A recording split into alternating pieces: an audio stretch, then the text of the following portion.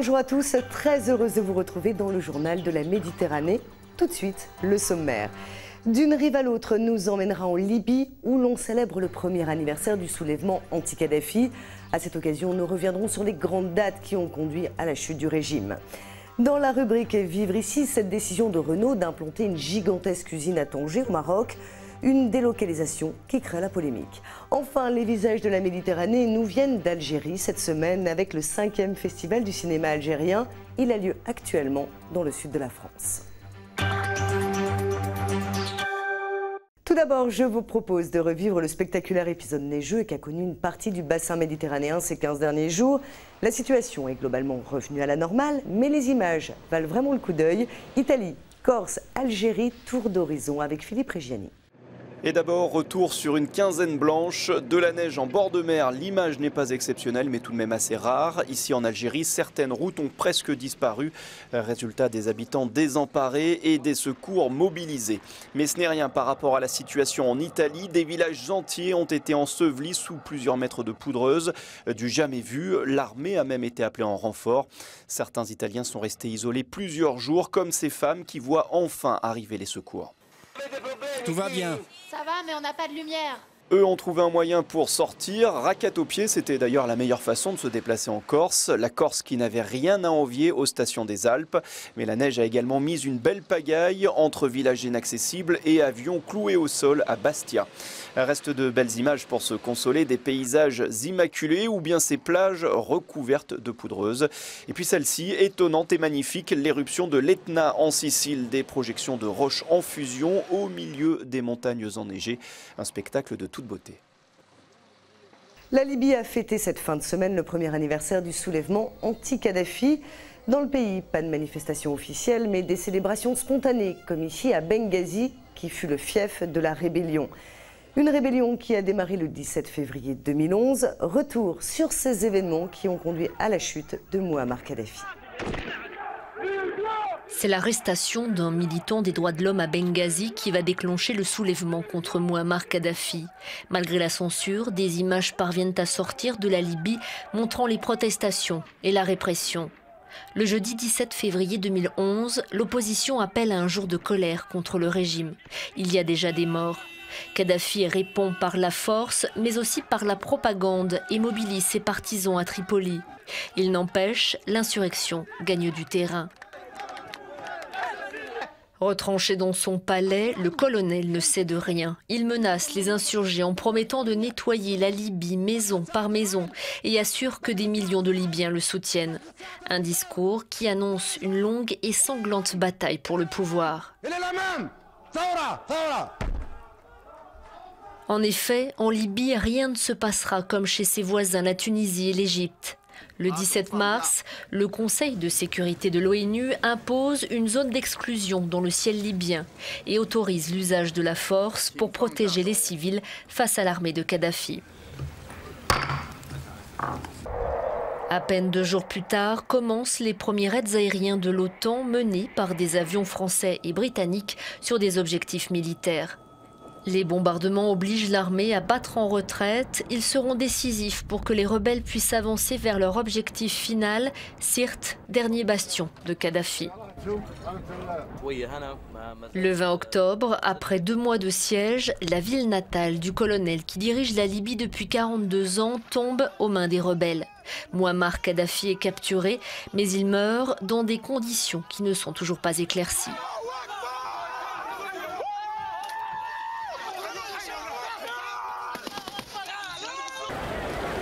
Le 23 octobre, à Benghazi, après 8 mois de guerre civile et près de 30 000 morts, le Conseil national de transition déclare la Libye libérée. Son président, Mustafa Abdul Jalil, appelle les Libyens à la réconciliation et donne le ton pour l'avenir. La législation du pays sera fondée sur la charia, la loi islamique. La loi interdisant la polygamie est abolie. Il promet enfin des élections à l'Assemblée constituante pour juin prochain.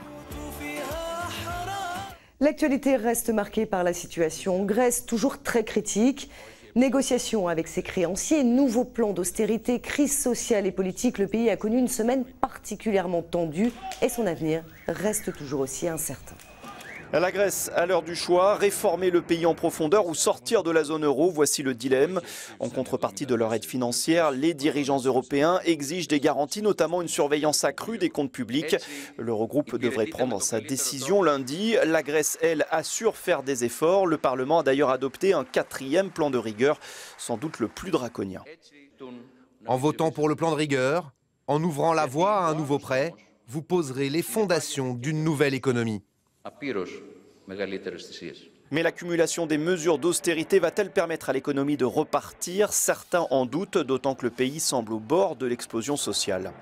L'incertitude est également politique. Les élections législatives anticipées annoncées pour avril pourraient finalement ne pas avoir lieu, histoire de ne pas déstabiliser encore un peu plus un pays au bord du chaos.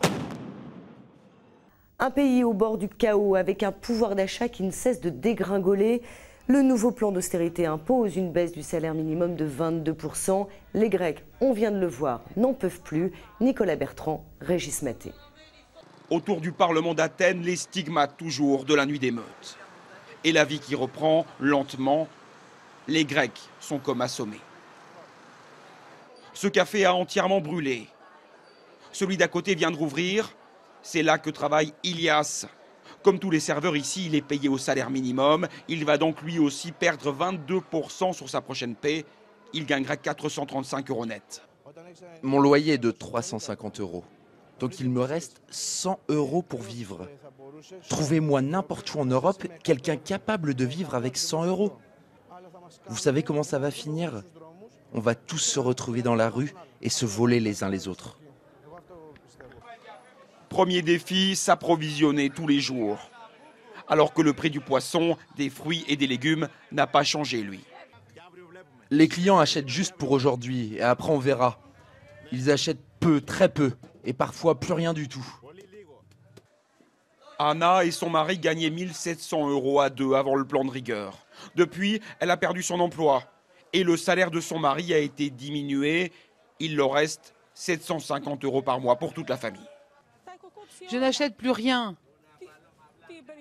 Je ne peux pas retrouver un emploi. Et je compte sur mes amis. Parfois, ils m'offrent des pâtes. Mais j'ai honte. C'est la catastrophe. Le gouvernement grec est donc prêt à faire beaucoup de sacrifices pour remplir les caisses de l'État et même à louer l'Acropole. L'emblème du pays va servir de décor pour des films publicitaires. Réaction à Athènes. Ils ont traversé 2500 ans d'histoire depuis l'Antiquité. Et aujourd'hui, ces légendaires monuments de l'Acropole vont servir de décor pour des films publicitaires.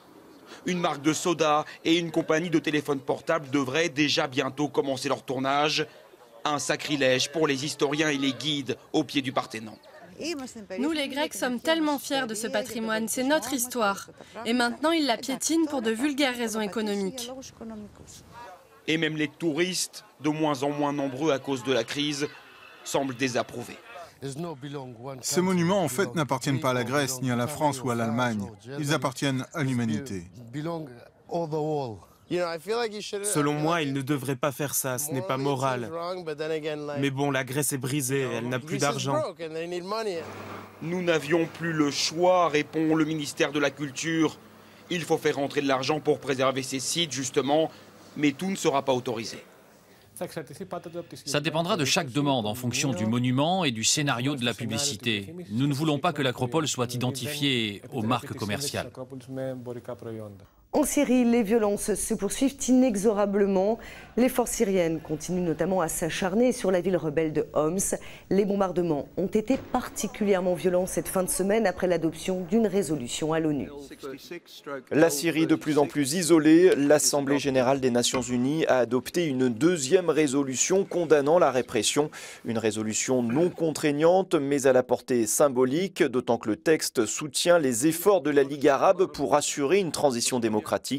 Signe que la communauté internationale ne croit pas Bachar el-Assad quand il annonce un référendum pour une nouvelle constitution le 26 février. Celle-ci mettrait fin à la primauté du parti au pouvoir pour instaurer en théorie le pluralisme. Pendant ce temps, on assiste à une escalade de la violence, notamment à Homs, au lieu de la résistance. Pour la France, l'urgence est de stopper ce désastre humanitaire. J'ai réuni à Paris les ONG humanitaires qui interviennent en Syrie. J'ai annoncé que la France dégageait un crédit supplémentaire d'1 billion d'euros qui va s'ajouter à ce que fait l'Europe. Et je pense que l'idée que j'avais lancée il y a quelques jours de corridors humanitaires permettant aux ONG d'atteindre les zones qui font l'objet de massacres absolument scandaleux devrait être reprise au Conseil de sécurité. La Russie, elle, refuse toute ingérence. Elle bloque par son veto toute résolution du Conseil de sécurité pour intervenir en Syrie. La tension entre Israël et l'Iran ne cesse d'augmenter, à tel point que certains analystes parlent déjà d'une guerre de l'ombre.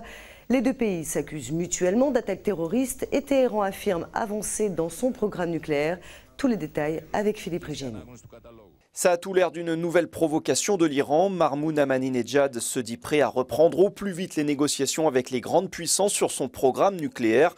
Problème, ce signe d'ouverture intervient justement au lendemain de l'annonce de progrès majeurs dans ce programme.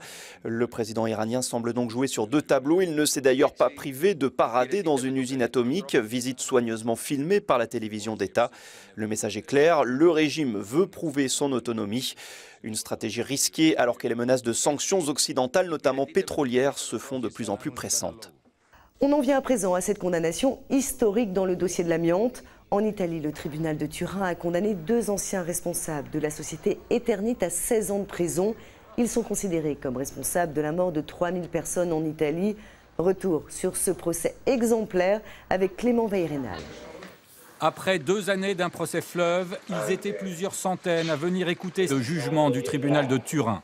Beaucoup dans cette salle ont perdu un ou plusieurs membres de leur famille, empoisonnés par l'amiante. Je suis de la ville de Casale Monferrato. Mon père est mort d'un cancer du poumon il y a 13 ans. Casale Monferrato, la ville maudite. Pourtant, dès les années 30, son usine d'amiante, c'était sa richesse. On la travaillait à pleine main, sans précaution. Depuis, l'usine a fermé. L'amiante a tué plus de 1500 personnes, des ouvriers, mais aussi de nombreux habitants, intoxiqués par les poussières ambiantes. Le tribunal de Turin a condamné par contumace à 16 ans de prison les 2 principaux responsables du groupe Eternit. C'est un procès historique, le plus important au niveau mondial dans toute l'histoire de la sécurité au travail.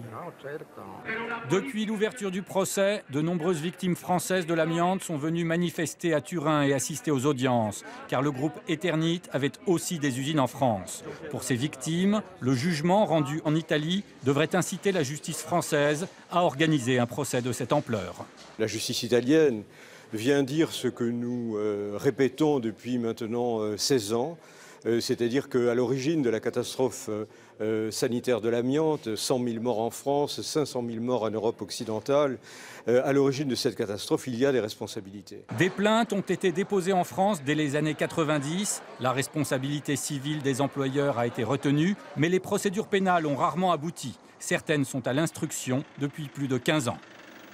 Un peu plus d'1 mois après le naufrage du Concordia, la bataille juridique est lancée autour des indemnisations. Aux États-Unis, un collectif d'anciens passagers réclame au moins 528 millions de dollars de dommages et intérêts à l'armateur et à sa maison mère. On est loin des 11 000 € proposés par Costa Croisière. En France, la justice a d'ailleurs ordonné à la compagnie de laisser un délai de 3 mois aux rescapés pour accepter ou refuser cette offre. Des rescapés qui, pour la plupart, ont beaucoup de mal à retrouver une vie normale depuis la catastrophe. Traumatisés, certains ont besoin de s'épauler, comme le montrent ces reportages de Marielle Lacoste et Michel Seran. Les gens avaient besoin de se sentir, c'est-à-dire que quand tu repérais quelqu'un que tu avais croisé ou que tu pensais avoir croisé à un moment donné, tu le serrais dans tes bras parce qu'il y avait la vie, quoi. Et que quelque part, en le serrant, tu te disais « je suis vivant, quoi. » Laurence, Joël et Denis, quasiment inséparables depuis la catastrophe. Ils sont partis en famille, à 6, pour cette croisière. Tous sont revenus sains et saufs. Ils ont un besoin irrépressible de parler de ce qu'ils ont vécu lors du naufrage. Joël a filmé leur évacuation. Nous voilà sur les bateaux de sauvetage. Le bateau penche très très fort. Elle, comme beaucoup d'autres rescapés, a du mal à vivre le quotidien depuis la catastrophe. Elle se réveille toutes les nuits, angoissée. Un manque de concentration, un manque de motivation. On n'arrive plus vraiment à vivre normalement. Voilà, donc moi c'est vrai qu'au niveau de mon travail, j'ai dû vraiment mettre en retrait, je me sens pas quoi. Voilà, c'est difficile. Difficile aussi pour Denis qui accepte de se faire aider pour surmonter la peur de sa vie. On est allé voir un psy avec mon ami, bon, la coïncidence veut que j'y retourne cet après-midi. Vous voyez, parce que j'avais besoin d'en parler. Voilà, je fais des séances de kiné parce que je suis tendu au dos. C'est drôle parce que physiquement, il me semble que je vais bien, mais j'ai une barre d'angoisse qui m'oppresse ici. Et très souvent, ne serait-ce que la semaine dernière, pendant 2 jours, j'avais des sentiments mélancoliques, une sorte de blues, inexplicable, vous voyez. Voilà, donc... Ils ont tous reçu le même courrier de Costa Croisière daté du 30 janvier dernier. Une proposition d'indemnisation de 11 000 € pour renoncer à toute poursuite à laquelle ils n'ont pas répondu. Choqués par la façon de la compagnie de les prendre en charge pendant le naufrage et après, ils ont rejoint le collectif des naufragés français du Concordia pour porter plainte et avoir une reconnaissance de leur souffrance. C'est un sujet qui a fait couler beaucoup d'encre cette semaine. L'implantation controversée d'une immense usine Renault à Tanger, délocalisée pour produire une voiture à monospace à bas coût. Avec une telle stratégie, la marque tricolore s'est attirée les foudres d'une partie de la classe politique française, mais aussi des syndicats. Paul Sansfourche, Claire-Marie Denis. Aux portes de l'Europe, voici le nouveau temple de la marque aux losanges. L'usine Renault à Meloussa au Maroc, inaugurée en grande pompe par le roi Mohamed VI et Carlos Ghosn, le PDG de l'entreprise. Un investissement colossal, 1 milliard d'euros, 6 000 salariés, production, 340 000 véhicules par an. Nouvelle usine et nouvelle voiture, la Logi. Elle sera vendue autour de 12 000 €, 2 fois moins cher que les modèles existants. À partir du moment où on veut fabriquer des voitures low cost, c'est vrai que les coûts de manœuvre sont beaucoup trop élevés en Europe, donc ça veut dire que là-bas, ils vont bénéficier de salaires qui sont absolument incroyables. Des salaires incroyablement bas, 250 € par mois pour les ouvriers, c'est la moitié d'une paye dans les usines Renault de Roumanie et même pas le quart de notre SMIC. Autre atout, la fiscalité très attrayante du Maroc. Pas d'impôt sur les sociétés pendant 5 ans, puis un taux réduit pendant 20 ans. Un miracle marocain qui, dans les usines françaises du groupe, agace. Pourquoi faire du low cost à l'étranger alors qu'ici en France, il y a beaucoup de monde qui ont besoin de voitures à petit prix aussi? Si ça continue comme ça, il n'y aura plus d'usines en France. Moi, je suis rentré ici à 34 ans, 78, on était 22 000 à Flins. Aujourd'hui, on est 3100 Renault sans licenciement. Ça va s'arrêter où? Ironie de l'histoire, les ingénieurs de l'usine marocaine ont tous été formés derrière ces murs. Un peu de savoir-faire français qui s'exporte malgré tout. Bien loin de ce monospace low cost de Renault, la nouvelle McLaren MP4 a fait son arrivée dans le sud de la France. L'écurie gardoise, ex-championne du monde de grand tourisme 2011, s'est offert ce petit bolide anglais et ses 580 chevaux. Laurent Baumel et Cédric Météron ont assisté aux premiers essais. Tout de carbone vêtu, voici le nouveau missile de l'écurie X6. Une anglaise en chasse une autre, exit l'Aston Martin, welcome to the McLaren.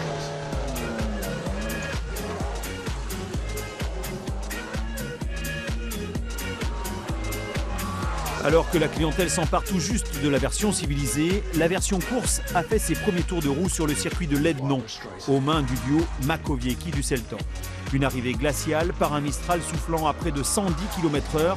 Une première prise en main compliquée pour l'écurie roltaise, championne du monde de grand tourisme en 2011. C'est tout nouveau, avec le moteur à l'arrière. Il n'y a pas beaucoup de choses autour du moteur qui sont accessibles, donc c'est pas évident. Là, le début, la mise en place n'est pas très facile. On a pu démonter quand même quelques pièces et faire un petit peu le tour, repérer quelques parties de la voiture, mais bon, c'est le tout de s'y faire, quoi. Développé par les pilotes McLaren F1, Lewis Hamilton et Jason Button, ce coupé adopte une technologie proche de celle employée en monoplace. Châssis poutre, moteur en position centrale, chaque tour de piste apporte son lot de surprises.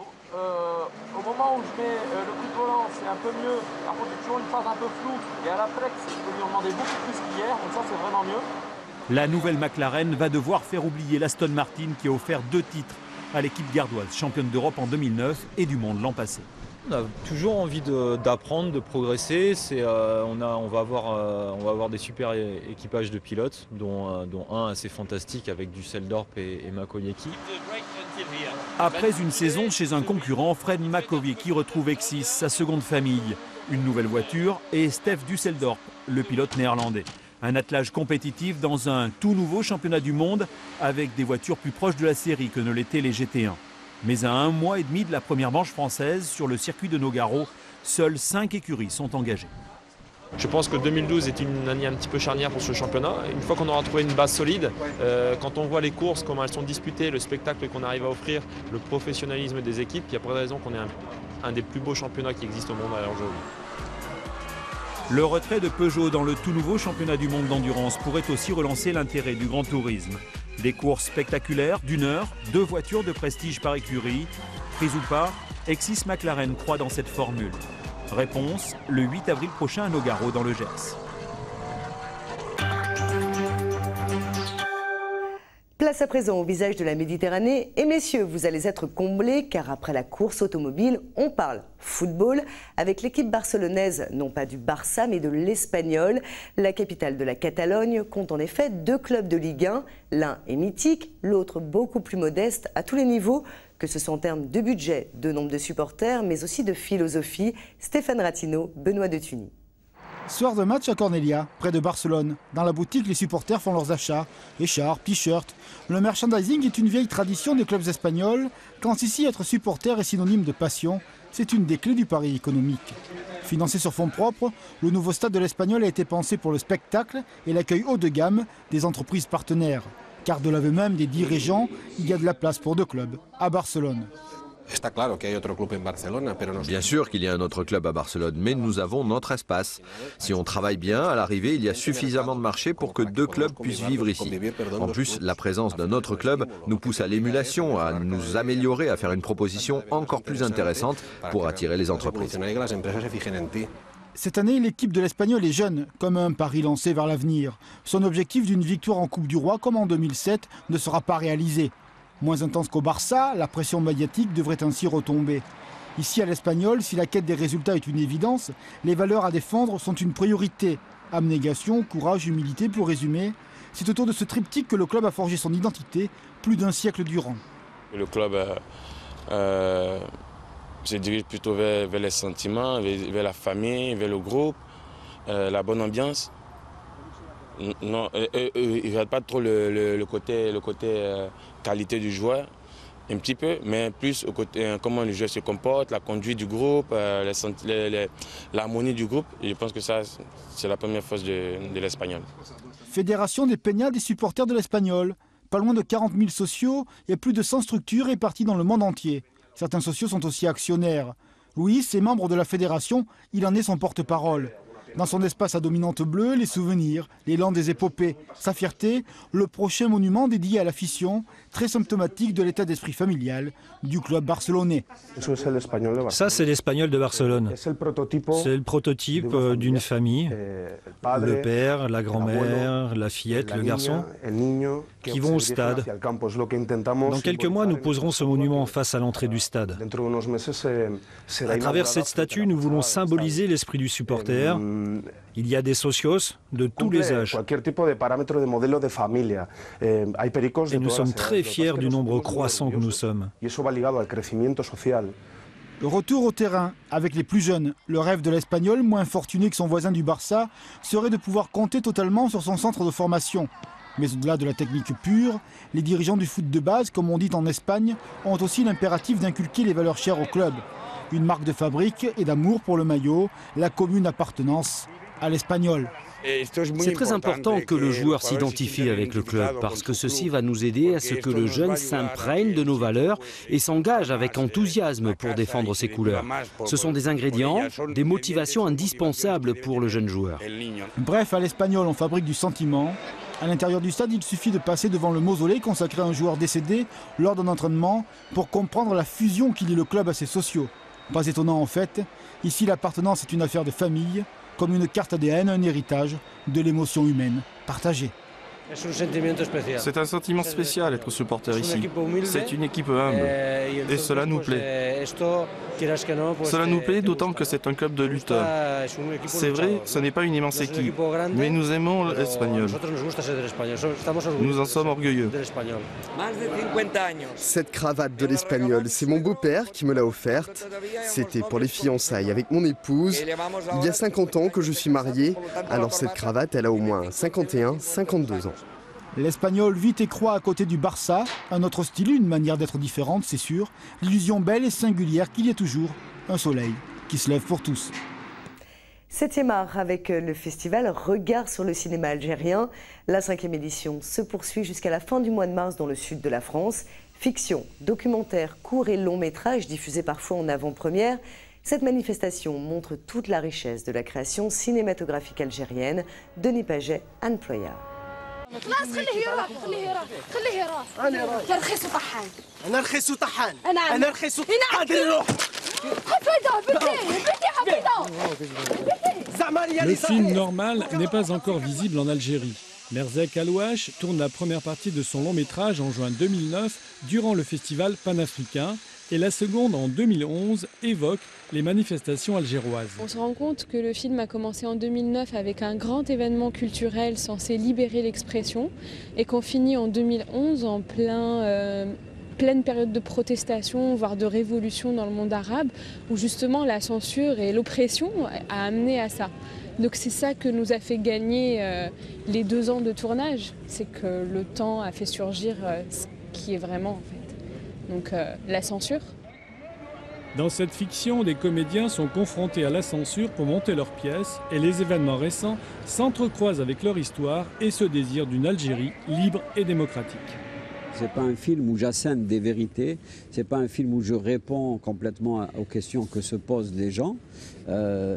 C'est un film où on voit des jeunes qui se posent des questions sur le quotidien, sur l'avenir de l'Algérie, sur ce qu'il faut faire, sur l'engagement politique, le non-engagement politique, sur la censure, sur les blocages, sur le baiser, sur l'érotisme, etc. Mais moi, je ne suis pas tranché. Sortie française prévue le 14 mars. C'est l'un des événements du festival Regard sur le cinéma algérien avec celui de Darman Ouzid, La Place. Au départ, c'était un feuilleton pour la télévision algérienne.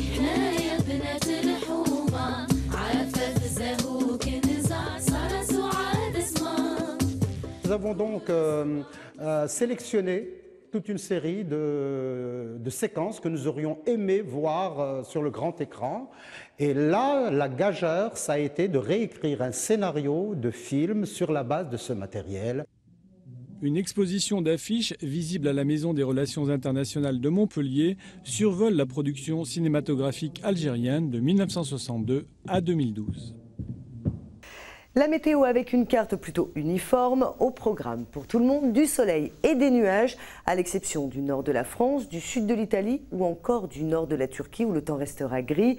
Les températures, 17 en moyenne pour le Maroc, l'Algérie ou encore l'Égypte, comptez entre 14 et 15 en Espagne, dans le sud de la France et en Italie, et puis à noter un tout petit 3 degrés dans le nord de la Turquie.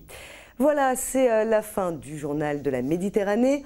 On se quitte avec des images du carnaval de Venise. Il se poursuit jusqu'à mardi prochain. Alors juste pour le plaisir, on revoit le vol de Colombine entre le sommet du théâtre de la Felice et la place Samar. Excellent week-end à tous. Rendez-vous la semaine prochaine.